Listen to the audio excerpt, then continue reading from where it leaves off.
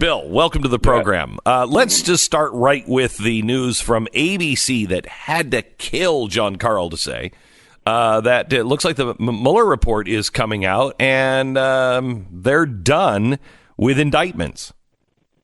Yeah, well, Carl reported that a few months ago that there wasn't going to be any big headline from the Mueller report.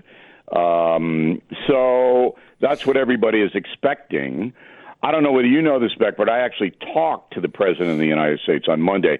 While you were talking with Stu, I was talking with the President of the United States. Shows the audience exactly what level we're on. Well, anyway, let me just to me personally. Let me just tell you, you might have talked to him on Monday, but I talked to him on Wednesday. So there you go. Oh, you did not, unless he ordered chicken. Anyway, I asked him about the Mueller thing. Yeah. Because he was, the reason he called me was because he wanted to find out about this book I'm writing. Uh-huh. Of course, I didn't tell him anything about it, but of course not. But then we got into issues, and I said, well, what about this Mueller thing? You guys got a ready statement? Do you have people out? Do you know when it's going to come? He said, I really don't know. He's not a friend of mine, but we're not expecting, anything dramatic. And I think that's probably an accurate take. That's it? That's all he said. And I think it's true. No, I mean, not him, you. That's it? That's your analysis of this. This is big news, Bill. But it's been out there. I mean, for how many weeks has everybody been tamping down expectations? Here's the big news, Beck. Here it is. Mm-hmm. If it does come out this way, are we going to get apologies from all of the people who convicted Of course not. Russian collusion? Of course not. Are they going to line up and say, hey, we're sorry, we misled you for 2 years, and we wasted an amazing amount of your time on speculation, and we're idiots? No. Are they going to do that? No, they're not. And they're not. And my question is, and perhaps this is the bigger news, is whether or not they're going to take nuggets out of this and then use those to further investigations, or if they're just going to move past it. If they take nuggets out of this and try to, excuse the pun here, but trump it up and make something out of it for the next election, I think it's going to really hurt them. Well, there's two prongs to this. There's the media prong, and then there's the House of Representatives prong. So you already know, because MSNBC tipped it this week, said, well, yeah, I mean, maybe it's not going to be a smoking gun, but, once you hear the but, then they'll pull anything they can out of it to besmirch Trump. So we know that that's going to happen. Nadler and his merry men over in the House, they got a little bit of more of a problem there because this is taxpayer money and time. And we have vexing problems that we have to address in this country.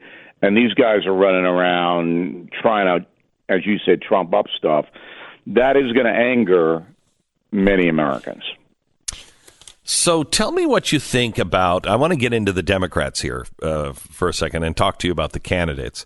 But tell me about what you think about MoveOn.org coming out and saying any Democratic nominee that wants the nomination, anybody who's running for president, if you show up at AIPAC, you don't have a chance of getting that nomination. We won't support you. In fact, we'll do the opposite. Well, there's certainly a very interesting anti-Semitic strain in the George Soros-funded Move On, Media Matters, Color of Change, and on, right? Mm-hmm. Okay. So maybe you can make an argument, well, they're not anti-Semitic, they're just anti-Israel. Okay, maybe you can make that argument, but that's a fact of life. So if you are a progressive Democrat, not a Biden, but a progressive Democrat, and you say, well, I'm going to go to the American-Israeli confab in D.C. and just, see what's going on, they're going to throw you to the Twitter mob, which is, the hangman's noose. That's what they'll do. So the message is clear to the progressive community: do not ever support Israel, ever, under any circumstances. And that's what we are seeing. Now, you would think the 75% of Jewish Americans who support liberal causes would say, gee, that really isn't fair. Maybe let me take a look at what's going on there. But it hasn't happened. It has not happened. And the Golan Heights announcement from the president over Twitter. This is a reversal of decades of policy and a very, very welcome reversal for, at least to me, and I think millions of Israelis and Jewish people all around the world, where he is saying, no, this is Jewish property. It's not disputed and it's not occupied. The Golan Heights belongs to Israel, period. Well, Americans don't care about that at all, number one. Number two, it's a defense play, obviously. If you've been to the Middle East and Israel, you know that you have to have, Israel has to have control of the area, which they do, militarily, to stem any kind of attack on that country, which would certainly come if Iran could engineer it. There's no doubt about it. But as far as Americans are concerned, they don't know where the Golan Heights is. They don't know the history of it, and they don't know the strategic importance. And I'm not being supercilious, word of the day, but it's just a fact. So I don't expect that to get a lot of traction in our political realm. I'm just wondering if it helps wake people up between the choice, for any Democratic or Jewish individual that has voted for the Democrats to see what's happening with Omar. I have a lot of Jewish friends, and I grew up with a lot of Jewish guys in Levittown, in New York, and I would say most of them are liberal. And I asked them that question. I said, look, and they don't have an answer. But I think the emotion of Jewish people rooting for the underdog, wanting people who don't have much to get a hand up because of their history, almost overrides what's happening in Israel. It's the only way I can assess it. All right, we've got a lot of other things to talk about. The immigration courts, what's happening, the fact that the Democrats are trying to overthrow the Electoral College. Also, the Maine House has passed a bill to rename Columbus Day Indigenous Peoples Day. That's in Maine. They're doing this. And the latest from Ocasio-Cortez and being on the cover of Time magazine as the Phenom. We'll talk to Bill O'Reilly in 1 minute. Stand by. First, let me just give you this quick message from LifeLock. Social Security numbers sell for $1 on the dark web, but full medical records can command about $1,000. And despite knowing how valuable these records are, a 2017 survey of healthcare providers found that 16%, only 16%, have fully functional cybersecurity programs. That's amazing. 16%. You might want to what year is it? Are we still on dial-up? There's nothing more important than your medical records. There are many ways that cyber criminals can take what's yours, and you're going to miss a lot of these identity threats if you're only monitoring your credit. That's why there's LifeLock. Now, nobody can prevent all identity theft or monitor all transactions at all businesses, but LifeLock can uncover the threats that you might miss on your own. So join now and get 10% off your first year by using the promo code BECK.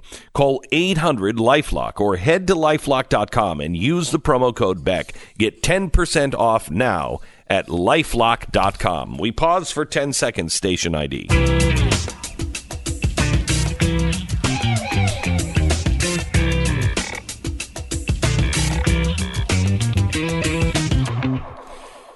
Back with Mr. Bill O'Reilly. His new book coming out on sale the 17th of September, The United States of Trump, How the President Really Sees America. Hey, Mr. O'Reilly. Bill, I'm curious on your take on what happened in New Zealand here, where, obviously you have the shooting, and then 6 days later, they're passing massive gun restrictions.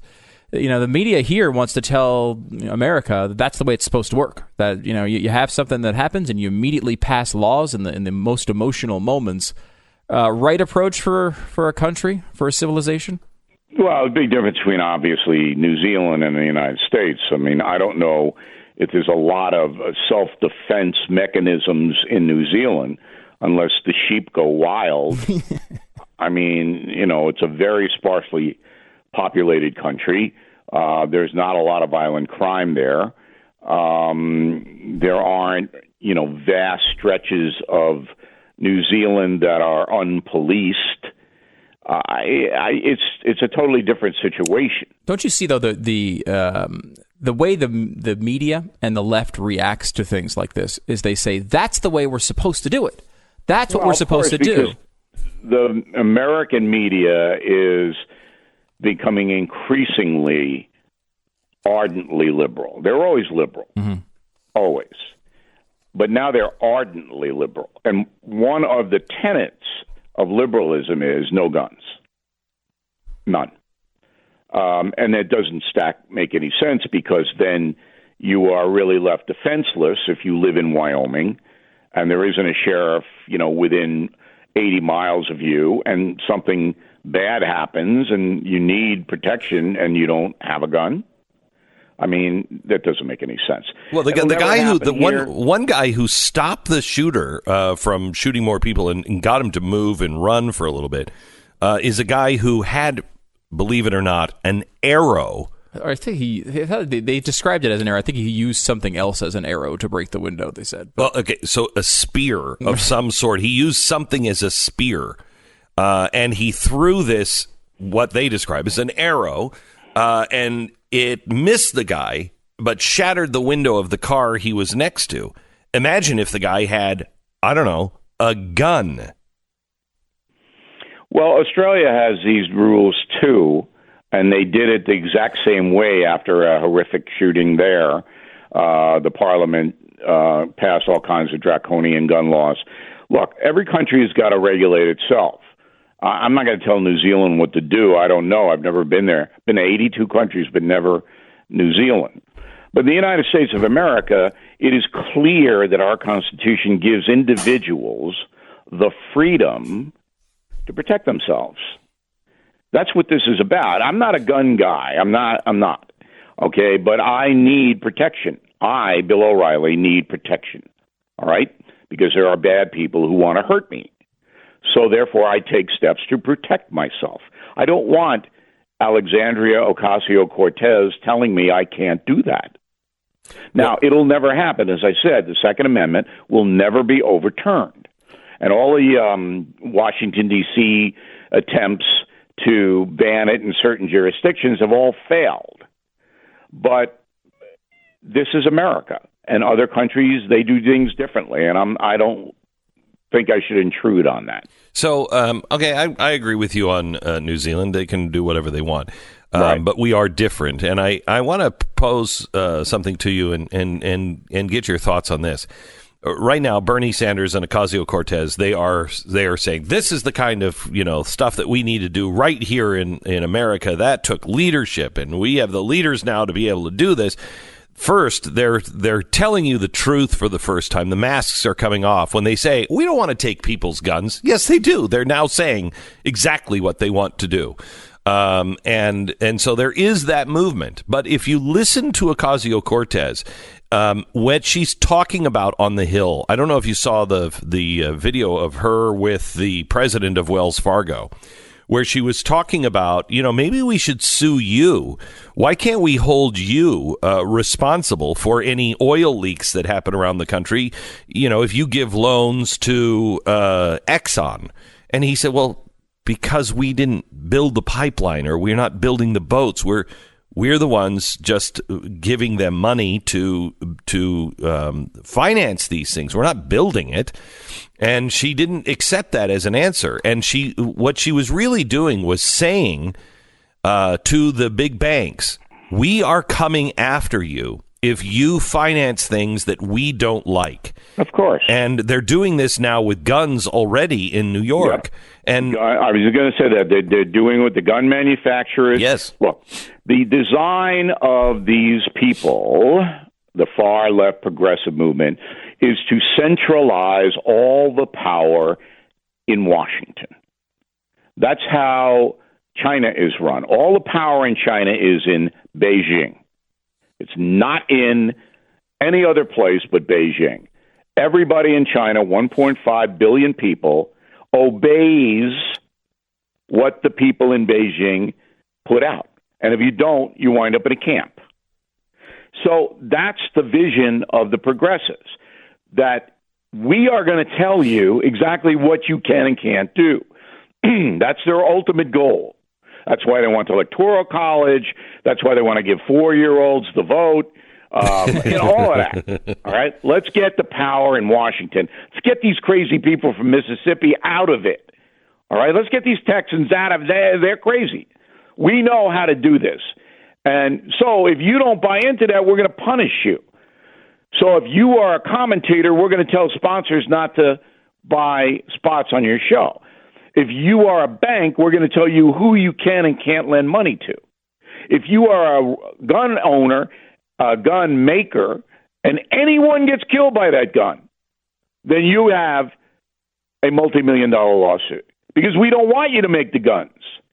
So we're going to control every aspect of life from Washington or Moscow or Beijing or Havana. That's what it is. And we're incrementally taking steps to get there. And as we're fighting this fight for the Second Amendment, we have to fight it on two sides. We have to. It's a multi-front battle. We're fighting for the Second Amendment, and we're saying, thank God there's the Second Amendment. However, at the same time, they're going after the banks, and they'll choke off all of the money. And if you don't have the money to produce it, well, you have the right to buy it. Just go ahead and buy it. But this stuff is not close to getting passed yet. But wait. It doesn't have to pass. All they have to do is scare them enough. Look, New York came to... Okay, that's a good point. New York came to the banks and said, look, guys, just don't do business with any of these gun dealers because we think some of these gun dealers, might be, selling illegal guns, and we don't want to have to spend so much time, investigating all of your business dealings. So if you don't do business, it's going to be a, 20-day audit. Thing with the media boycotts. Correct. Don't do business with these people because we don't like them. Right. And if you want to do business with them, that's fine, but it'll be more like a 90-day audit. Well, nobody wants the federail government in their stuff for 90 days. Extortion is going on, but it's not right now institutionalized. It's all coming from pressure groups and far-left politicians. So once it does get institutionalized, where a law would be passed in New York or California that says anybody killed with a gun can sue the gun manufacturer, and that could happen. Mm-hmm. Now, I think it'll be ruled unconstitutional, but that's where they're going. You're absolutely right that they know they can't win in the ballot box yet. But if they get the 4-year-olds to vote, if the strollers are admitted into the polling places, all right, maybe they'll suddenly get more power. Okay, Bill O'Reilly from BillO'Reilly.com. Make sure that you watch his program. He delivers it every night, as only Bill O'Reilly can. We'll do it live! BillO'Reilly.com and his new book coming out in September. Order now. You're listening to Glenn Beck. All right, 23andMe. 23andMe. What your genes say about you says a lot. You can find out now about if you're a carrier of certain disorders, certain dangerous genes. You can find out a lot of stuff about your future and how you really need to eat and how you need to live based on your genes alone. Also, you get to find out who you are. As I have told you before, I have found out that I am 13 times more Native American than Elizabeth Warren. So I belong to the Grand Cherokee Nation. So we all drive in Jeeps. Anyway, 23andMe. Go to 23andme.com/Beck and take this trip with me and find out who you really are and find out how to better your health. 23andme.com/Beck. While you're signing up at BillO'Reilly.com, why not swing over to BlazeTV.com too? If you use the promo code Glenn there, you'll save $10. I don't think it's going to save you anything at BillO'Reilly.com, though. Mary, the child you bear will become the greatest of men. From the network that brought you the Bible. There has been talk about Jesus.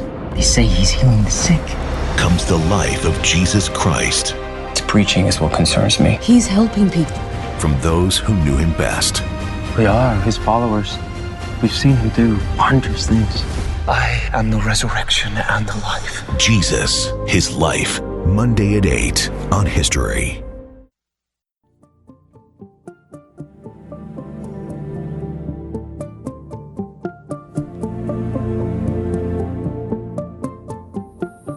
I want to start with Bill O'Reilly here with an interview where Donald Trump was talking about John McCain. Listen. Fill and replace. We would have had great health care. But, Mr. President, he's dead. He can't punch back. I know you punch back, no, but he's dead. I don't talk about it. People ask me the question. I didn't bring this up. You just brought it up. You asked the question. Well, you talked about it this week. You asked me the question. When I went out yesterday to the scrum, they asked me the question. When they asked me the question, I answered the question. But you people bring it up. I don't bring it up. I'm not a fan. He was horrible what he did with repeal and replace. It was what he did to the Republican Party and to the nation and to sick people that could have had great health care was not good. So I'm not a fan of John McCain, and that's fine. Do you feel a responsibility as president to bring the nation together? I do, and I think I am in a certain way bringing it together. I can tell you that a big portion of this nation is united like it's never been united before. You look at our economy, you look at jobs, you look at African American, the lowest in the history of our country, unemployment numbers, the best numbers they've ever had. But that's what I'm saying. Hispanic, you look at Asian, you look at women, the best in 65 years, best numbers in 65 years. I think I am bringing it together. I think I'm bringing it together. Not by talking about John McCain. I just said, you brought up a question, Maria. I didn't bring it up. I didn't mention John McCain until you asked me a question about John McCain. Now, I could say I have no comment, but that's not me. But you shouldn't have brought it up.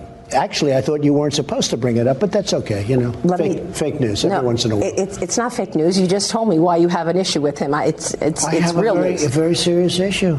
He handed something to the FBI on me. He knew it was a fake. He handed it to the FBI. That's an issue. And now we're going to get repeal and replace of Obamacare. He campaigned for years. That's an issue. But I didn't bring it up, Maria. You did.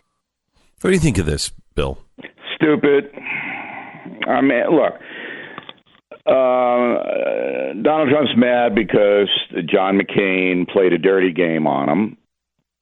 Apparently, by congressional testimony, that's true. Because his dossier, which had all kinds of horrible things about Trump that weren't true, was floating around D.C. Somebody gave it to McCain. McCain gave it to the FBI and other people. That's pretty bad. Well, wait a minute. Wait. I would be angry. If you received this dossier and it was going around, would you not, instead of talking about it or just dismissing it, you have this dossier, it's going around, wouldn't you bring it to the FBI and say, can you guys prove this or disprove this, but this is bad? Either direction, if it's true, if it's not true, it's got to be stopped. Absolutely not. I would not do that. I would give it to the Republican National Committee if I'm one of the stalwarts of the party. I wouldn't give it to the FBI because that gives it credibility. I would then go public and say somebody handed me this thing. Here's who handed it to me. And, it's unverified because he couldn't have verified it, McCain, because it's not true. So I think he handled it wrong, but I don't think the president should be harping on it because it doesn't do anybody any good. No. It certainly doesn't do the country any good. No. And it distracts away from what he wants to talk about, which is the economy and the executive order telling the universities if you deny freedom of speech, you're not going to get federal money. That's a pretty good executive order. How many people know that happened yesterday? Not a lot. I mean, it's been McCain. Right. So the president, he just keeps sabotaging himself. All right, we understand why you're mad.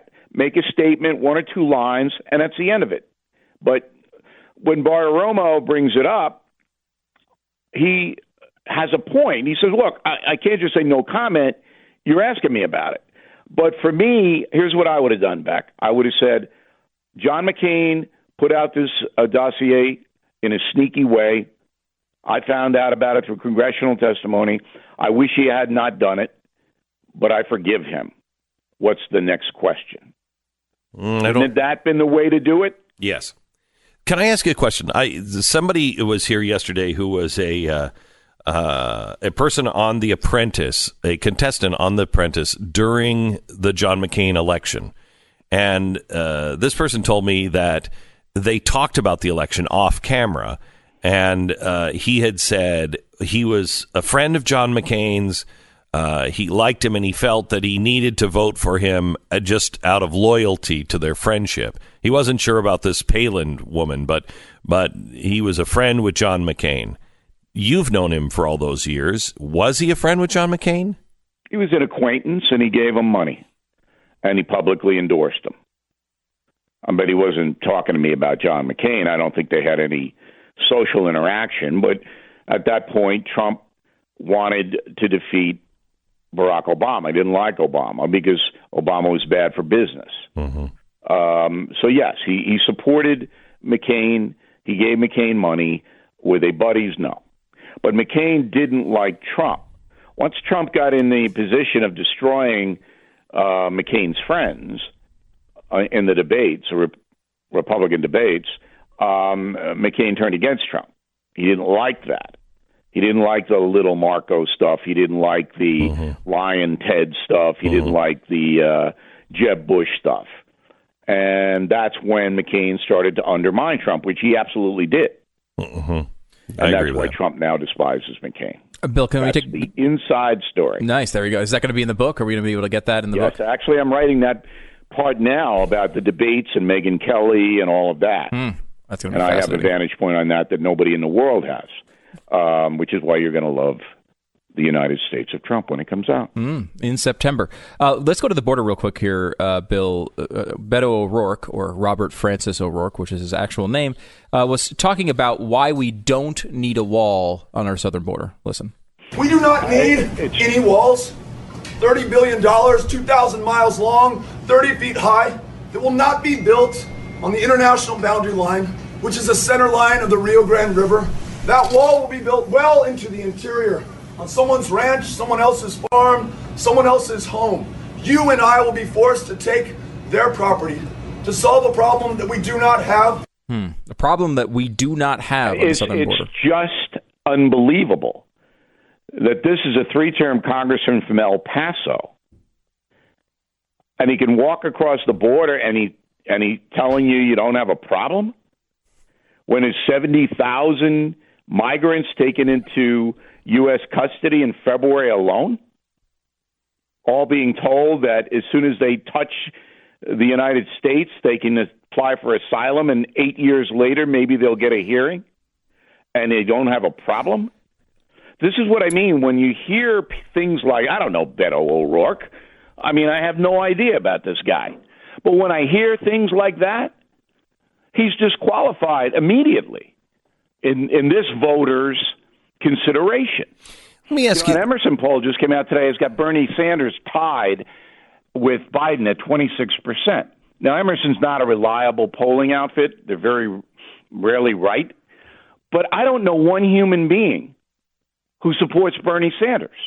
Do you know anybody? No. Personally? No. I don't know one person. Who are these people? Where are they? They're on the college campuses. Many of them are on the college campuses. Let me ask you. I guess Emerson is a college in Boston, and maybe they poll their own crew. Yeah. But I'm saying to myself, are you insane? Why don't we just have Roseanne be president? Well, all right.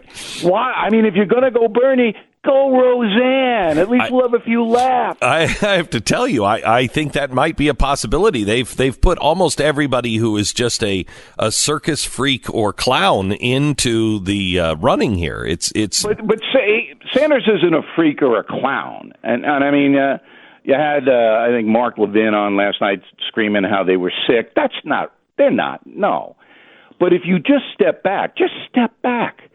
Bernie Sanders is a communist. All right, he's not a socialist. He honeymooned in the Soviet Union. Yeah, I would put that into the freak category. I said freak or clown. I don't like that word. I mean, he is it's my word of the day now. Communist. He does not believe in free enterprise. Okay, so let me go here with Beto. I want to give you a scenario and see what you think about this. Beto said this week, I open it up to you. I can be anybody you want me to be. So tell me who you want me to be, who you need me to be. So if you look back at his history, he was a hacker. And part of this really bad hacking group when he was young. He was writing really dark stuff. Then he leaves that and he goes to an Ivy League school where he's the head of the crew team, where he's out rowing, with Buffy and Tiffany, and it's polar opposite. Then he goes back and is in some really bad grunge band. I don't think this guy knows who he is. But why do you care? Why do you care if he knows who he is? I mean, you want to go out on a double date with him? If he's going to be running as president, I think that's really important. No. He's going to be running, and Hollywood idiots will fund him, and he'll get out there. But in the end, he's not going to get the nomination. He might become the vice president, and with the age of these guys, two white guys on the ticket, Beck. That's never going to happen. Okay, he's going to be out there. He'll entertain us. He'll be entertaining. But if you are an American, all right, a person born in this country who wants good things for the country and believes in its nobility, and you have a guy who lives in El Paso telling you there's no problem here. The hundreds of thousands of tons of narcotics coming across, that's not really a problem. You just look at him and you go, next. Bill, you seem pretty confident in who's going to win this nomination. If you had to break it down by percentage chance, what would you? How would you distribute your percentages? Well, I'd say Biden's got a 50% chance now. Okay. You never know about Biden because Biden, he's a moody kind of guy. He's on Thursday, he's all jazzed to run, and on Friday, his back hurts. I don't know what I want to so I'd say 50%. The establishment Democrats, these are the old money Democrats. They want them. Mm-hmm. All right, but they realize that if they get him, they have to have Kamala on the second ticket or some minority woman, not Pocahontas because that's too loaded. But Kamala Harris, she, former prosecutor, that kind of thing. That's what I see. But look, no one on earth thought Donald Trump would be elected. No one. No one on earth thought Barack Obama would do it. So, yes, a dark horse could emerge, but it isn't going to be Beto, all right, because Beto has nothing. He brings nothing.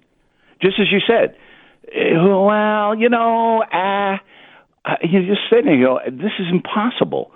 The Chinese negotiating with Beto, can you just imagine it? I'm sitting there, Putin, Putin's going, please, give me Beto, please, so I can take over all of South Asia. It's just insane. And that's where we are. But the media will never tell you the truth. They'll never analyze these candidates in an honest way. In a million years where they say, excuse me, Mr. O'Rourke, we have tons of heroin coming in from Mexico. There may be a little problem there. Maybe 75,000 homicides south of the border. That might be a little problematic, Mr. O'Rourke. Never going to get it. Never going to get it. Because they all want Trump out. They don't care who runs. The only time they're going to be honest is right now while they're still divided on who should be the candidate.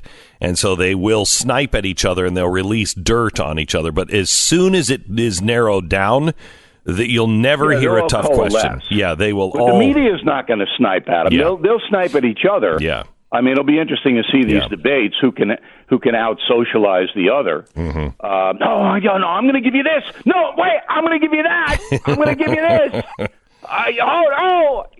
Can you top this? I'm looking forward to that. Yeah. But, the debate is going to be moderated by Raul Castro. I mean, you're not going to have a lot of tough questions. The CNN debates are crazy. Bill O'Reilly, thank you so much. I appreciate it. BillO'Reilly.com.